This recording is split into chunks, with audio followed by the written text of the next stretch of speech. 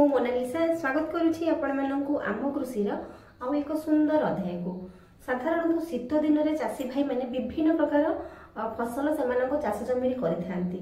तेबे जदि आप नवेम्बर मासरे आज्ञा भेंडी चाष करूछंती ताहले बहुत भल आज्ञा। आज भिडियो रे आमे आलोचना करिबा भेंडी चाष उपरे।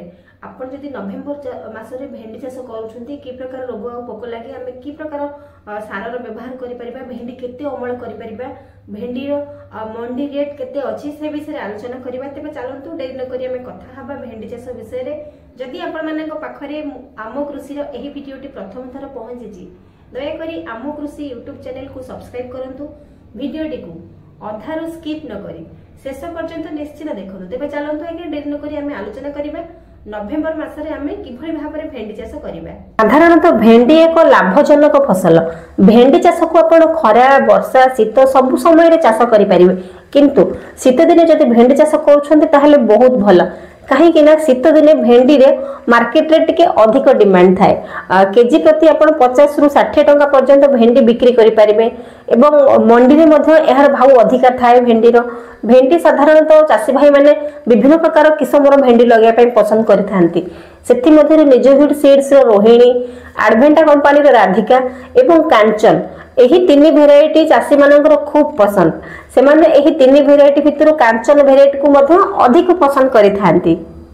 चाषरे साधारणतः एते अधिक मात्रा रे रोग पोक मानकर समस्या देखा जाई न थाए, किंतु हमको जेतेबेले हमें जे जमी रे भेंडी चाष करिबा हमको भल भाबे से जमी को चाष करिया पे पड़िबो, नचेत नेमाटोड समस्या देखा जिवो। जदि हमें भेंडी चाष करिबा से जमी रे अधिक परिमाण रे गोबर खत प्रयोग करिबा ताहले हमको रासायनिक सार खूब कम प्रयोग करिया पे पड़िबो। भेंडी गछ लगेला बेले गछ को गछ डिस्टेंस हमको 1.5 रु 2 फुट रखिया पे पड़िबो एवं नाली को नाली डिस्टेंस 3 फुट रखिबा। आज्ञा आमे जदि डिस्टेंस रखि कि भेंडी चाष करिबा निश्चित भाव में भेंडी गछ अधिक ब्रांचेस होगी आज्ञा बाहरिबो। अधिक ब्रांचेस हेले अधिक भेंडी आज्ञा उत्पादन हबो। साधारणतः भेंडी गछ लगेबार 21 दिन पर हमको कोड़ा खुसा करिया पे पड़िबो। आपण भेंडी चाष रे डीएपी एवं पोटास आपण प्रयोग करि परिबे।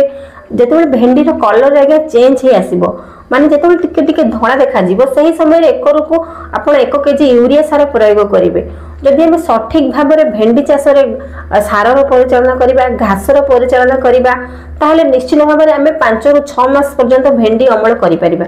भेंडी साधारणतः आपण देखिथिबे 45 रु 50 दिन भितरे अमल देई थाए।